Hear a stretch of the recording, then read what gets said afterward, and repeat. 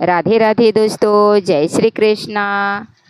तो सभी प्रिय भक्तजनों, आइए हम सब मिलकर बृहस्पति देव की कथा का स्मरण करते हैं। बृहस्पति देव की कथा इस प्रकार है। प्राचीन काल में एक बहुत ही निर्धन ब्राह्मण था। उसकी कोई संतान नहीं थी। वह नित्य पूजा पाठ करता, परंतु उसकी स्त्री बहुत मलिनता के साथ रहती थी।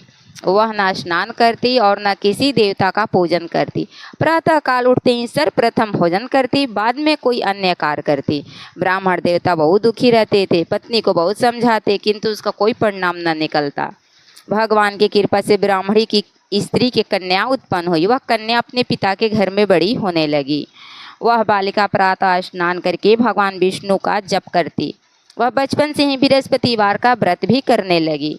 पूजा पाठ समाप्त कर स्कूल जाती तो अपने मुट्ठी में जौ भर कर ले जाती और पाठशाला जाने के मार्ग में डालती जाती।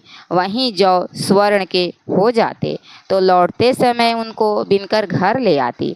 एक दिन वह बालिका सूप में उन सोने के जौ को फटक कर साफ कर रही थी।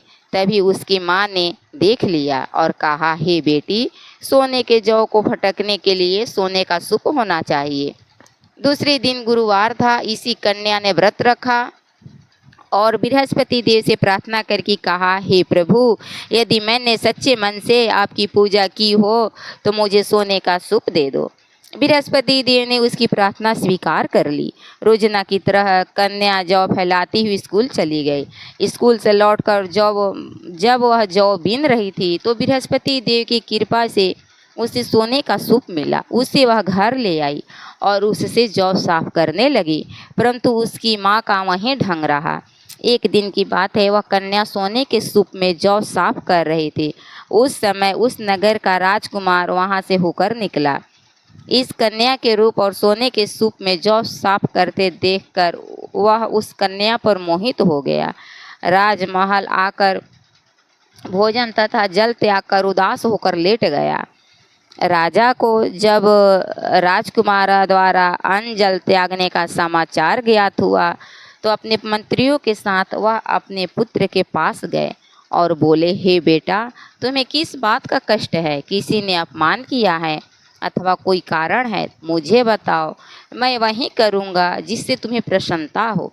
राजकुमार ने अपने पिता की बातें सुनी तो वह बोला, मुझे आपकी कृपा से किसी बात का दुख नहीं है। किसी ने मेरा अपमान नहीं किया है, परंतु मैं उस लड़की के साथ विवाह करना चाहता हूँ जो सोने के सूप में जौ साफ कर रही थी।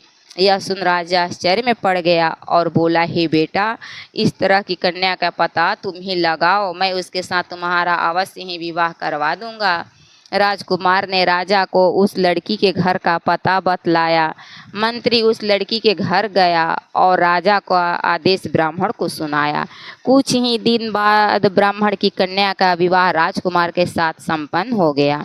कन्या के घर से जाते ही उस ब्राह्मण देवता के घर में पहले की भांति गरीबी का निवास हो गया। अब भोजन के लिए भी अन्न बड़ी मुश्किल से मिलता था। एक दिन दुखी होकर ब्राह्मण अपने पुत्री से मिलने गया। बेटी ने पिता की दुखी की अवस्था को देखा और अपने माँ का समाचार पूछा। ब्राह्मण ने सभी हाल कहा। कन्या ने बहुत सा धन देकर अपने पिता को विदा कर दिया। इस तरह ब्राह्मण का कुछ समय सुखपूर्वक व्यतीत हुआ, लेकिन कुछ दिन बाद फिर वही हाल हो गया। ब्राह्मण फिर अपनी कन्या के यहाँ गया और सभी हाल कहा तो पुत्री बोली, हे पिताजी, आप माताजी को यहाँ लिया लाओ, मैं उन्हें विधि बता दूंगी जिससे गरीबी दूर हो जाए। ब्राह्मण देवता अपनी स्त्री को साथ लेकर अपने पुत्री के पास राजमहल पहुँचे तो पुत्री अपनी माँ को समझाने लगी कि हे माँ, तुम प्रातः काल उठकर प्रथम स्नान करके बृहस्पति देव का पूजन करो, सब दरिद्रता दूर हो जाएगी। परंतु उसकी माँ ने उसकी एक बात नहीं मानी। वह प्रातः काल उठकर अपने पुत्री का बच्चा जूठन खा लेती थी। एक दिन उसके पुत्री को बहुत गुस्सा आया। उसने एक रात एक कोठरी से सारा सामान निकाल दिया और अपने माँ को उसमें बंद कर दिया। प्रातः उसमें से निकाला तो स्नान करा के पूजा पाठ करवाया तो उसकी माँ का बुद्धि ठीक हो गई। इसके बाद वह नियम से पूजा पाठ करती और प्रत्येक बृहस्पतिवार का व्रत रखने लगी। इसी व्रत के प्रभाव से उसकी माँ बहुत धनवान हो गई और बृहस्पति देवता के प्रभाव से स्वर्ग को गई। वह ब्राह्मण भी सुखपूर्वक इस लोक को सुख भोग कर स्वर्ग को प्राप्त हुआ। इस तरह कहानी कहकर साधु देवता वहाँ से लोप हो गए। धीरे धीरे समय व्यतीत होने लगा। फिर बृहस्पतिवार का दिन आया। राजा जंगल से लकड़ी काटकर किसी शहर में बेचने गया। उसे उस दिन से अधिक धन मिला। राजा ने चन्ना गुड़ आदि लाकर बृहस्पतिवार का व्रत किया। उस दिन से उसके सभी कलेश दूर हुए। परंतु जब अगला गुरुवार का दिन आया तो वह बृहस्पतिवार का व्रत करना भूल गया। इस कारण बृहस्पति देव भगवान नाराज हो गए। उस दिन उस नगर का राजा ने विशाल यज्ञ का आयोजन किया तथा अपने समस्त राज्य में घोषणा करवा दी कि कोई भी मनुष्य अपने घर में भोजन न बनाए, न आग जलाएं। समस्त लोग मेरे यहाँ भोजन करने आवें। जो इस आज्ञा को न मानेगा उसे फांसी की सजा दी जाएगी। राजा की आज्ञा अनुसार राज्य के सभी वासी भोज में सम्मिलित हुए, लेकिन लकड़हारा कुछ देर से पहुंचा, इसलिए राजा उसको अपने साथ महल में ले गए। जब राजा लकड़हारे को भोजन करा रहे थे तो रानी की दृष्टि उस खुट्टी पर पड़ी जिस पर उसका हार लटका हुआ था। उसे हार खुट्टी पर लटका दिखाई नहीं दिया। रानी को निश्चय हो गया कि मेरा हार इसी लकड़हारे ने चुरा लिया है। उसी समय सैनिक बुलवाकर उसको जेल में डलवा दिया। जब लकड़हारा जेल खाने में गया तो बहुत दुखी होकर विचार करने लगा कि न जाने कौन से पूर्वजन्म के कर्म से मुझे यह दुख प्राप्त हुआ है, और उसी साधु को याद करने लगा जो जंगल में मिला था। तत्काल बृहस्पति देव साधु के रूप में प्रकट हो गए और उसकी दशा को देखकर कहने लगे, अरे मूर्ख, तूने बृहस्पति देवता की कथा नहीं कही, इसी कारण तुझे दुख प्राप्त हुआ है। अब चिंता मत कर। बृहस्पतिवार के दिन जेल खाने के दरवाजे पर 4 पैसे पड़े मिलेंगे। उनसे तू बृहस्पति देव की पूजा करना तो तेरे सभी कष्ट दूर हो जाएंगे। अगले बृहस्पतिवार उसे जेल के द्वार पर 4 पैसे मिले। राजा ने पूजा का सामान मंगवाकर कथा कही और प्रसाद बांटा।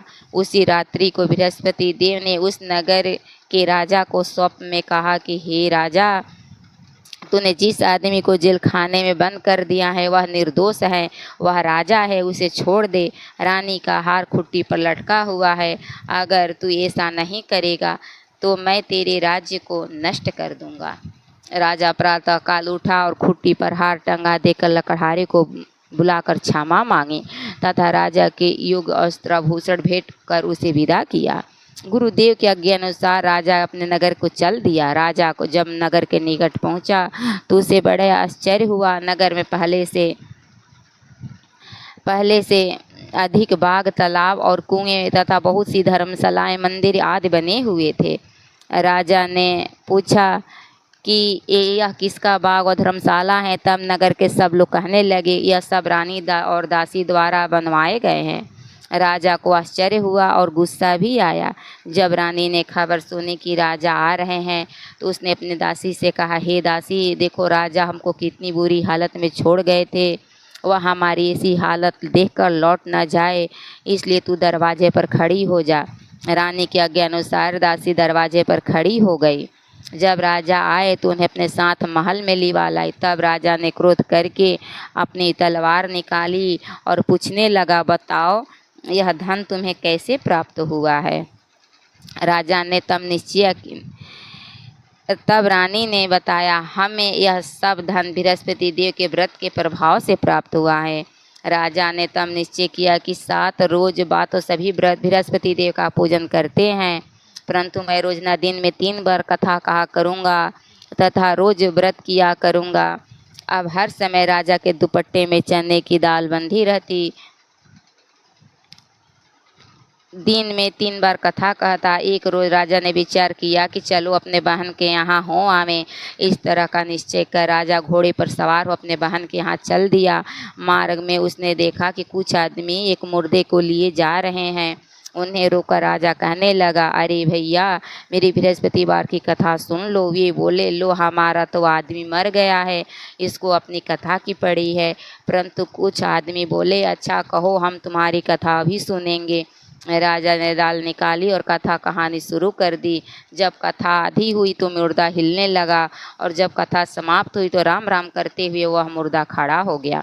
राजा आगे बढ़ा, उसे चलते चलते शाम हो गई।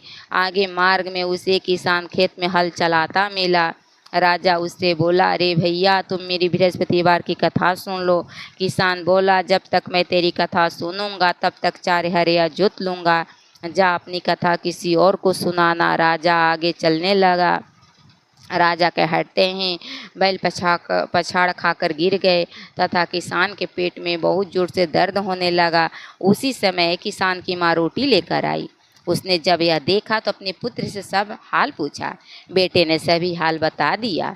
बुढ़िया दौड़ी दौड़ी घुड़सवार के पास गई और उससे बोली, मैं तेरी कथा सुनूंगी, तू अपनी कथा मेरे खेत पर चलकर कहना। राजा ने लौटकर बुढ़िया के खेत पर जाकर कथा कही, जिसके सुनते ही बैल खड़े हो गए। किसान का पेट का दर्द बंद हो गया। राजा अपने बहन के घर पहुंच गया। बहन ने अपने भाई की खूब मेहमानी की। दूसरे रोज प्रातः कल राजा जागा तो देखने लगा कि सब लोग भोजन कर रहे हैं। राजा ने अपने बहन से पूछा कि ऐसा कोई मनुष्य है जिसने भोजन नहीं किया हो, जो मेरे बृहस्पतिवार की कथा सुन ले। तो बहन बोली, हे भैया, यह देश ऐसा ही है, पहले के यहाँ लोग भोजन करते हैं, बाद में अन्य काम करते हैं। अगर पड़ोस में कोई हो तो देख आती हूँ। ऐसा कहकर बहन देखने चली, परंतु उसे कोई भी ऐसा व्यक्ति नहीं मिला जिसने भोजन ना किया हो। वह एक कुम्हार के घर गई जिसका लड़का बीमार था। उसे मालूम हुआ कि उसके यहाँ 3 दिन से किसी ने भोजन नहीं किया है। रानी ने अपने भाई की कथा सुनने के लिए कुम्हार से कहा। वह तैयार हो गया। राजा ने जाकर बृहस्पतिवार की कथा कही, जिसको सुनकर उसका लड़का ठीक हो गया। अब तो राजा की प्रशंसा होने लगी। एक दिन राजा ने अपनी बहन से कहा, हे बहन, मैं अपने घर को जाऊंगा, तुम भी तैयार हो जाओ। राजा की बहन ने अपने सास से भाई के साथ जाने की आज्ञा मांगी। सास बोली, चली जा, परंतु अपने लड़के को मत ले जाना, क्योंकि तेरे भाई का कोई संतान नहीं होती है। बहन ने अपने भाई से कहा, हे भैया, मैं तो चलूँगी, परंतु कोई बालक नहीं जाएगा। राजा ने कहा, जब कोई बालक नहीं चलेगा तुम जाकर क्या करोगी। दुखी मन से राजा अपने नगर को लौट आया। राजा ने अपने रानी से कहा, हम निसंतान हैं, इसलिए कोई हमारे घर आना पसंद नहीं करता। इतना कहवा बिना भोजन आदि किए से पर लेट गया। रानी बोली, हे प्रभु, हाँ, बृहस्पति देव ने हमें सब कुछ दिया है, वे हमें संतान भी अवश्य देंगे। उसी रात बृहस्पति देव ने राजा को स्वप्न में कहा कि हे राजा, उठ, सभी सोच त्याग देते, रानी गर्भवती हैं। राजा को यह जानकर बड़ी खुशी हुई। 9वें महीने रानी के गर्भ से एक सुंदर पुत्र पैदा हुआ। जब राजा की बहन ने शुभ समाचार सुना तो वह बहुत खुशी हुई तथा बधाई लेकर अपने भाई के यहाँ आई। तभी रानी ने कहा, घोड़ा चढ़कर नहीं आई, गधा चढ़ी आई। राजा की बहन बोली, भाई, मैं इस प्रकार ना कहती, तुम्हें औलाद कैसे मिलती। बृहस्पति देव ऐसे ही हैं, जिसके मन में जो कामनाएं रहती हैं सभी का पूर्ण करते हैं। जो सद्भावना पूर्वक बृहस्पतिवार का व्रत करता है एवं पढ़ता है अथवा सुनता है और दूसरों को सुनाता है, बृहस्पति देव उसकी सभी मनोकामना पूर्ण करते हैं। बृहस्पति देव उनकी सदैव रक्षा करते हैं। जो संसार में सद्भावना से, सच्चे हृदय से बृहस्पति देव का पूजन करते हैं, उनकी सभी मनोकामनाएं उसी प्रकार पूर्ण होती है। जैसे रानी और राजा ने बृहस्पति देव की कथा का गुणगान किया है, उनकी सभी इच्छाएं बृहस्पति देव पूर्ण की। मनुष्य को हृदय से उनका मनन करते हुए जयकार करना चाहिए। प्रेम से बोलो, बृहस्पति भगवान की जय, विष्णु भगवान की जय, लक्ष्मी मैया की जय। दोस्तों, तो आप लोग श्रद्धा भाव से हमारी ये कथा ज़रूर सुनिएगा और एक लाइक ज़रूर कर दीजिएगा, प्यारा सा कमेंट करके बताइएगा। जो लोग नए हैं हमारे चैनल को सब्सक्राइब कर लीजिएगा। मैं वीडियो अपना यहीं पर समाप्त करती हूं और मैं सुजाता तिवारी मिलती हूं आप लोगों से अपने अगले नए वीडियो के साथ। तब तक के लिए जय श्री कृष्णा, राधे राधे, हर हर महादेव।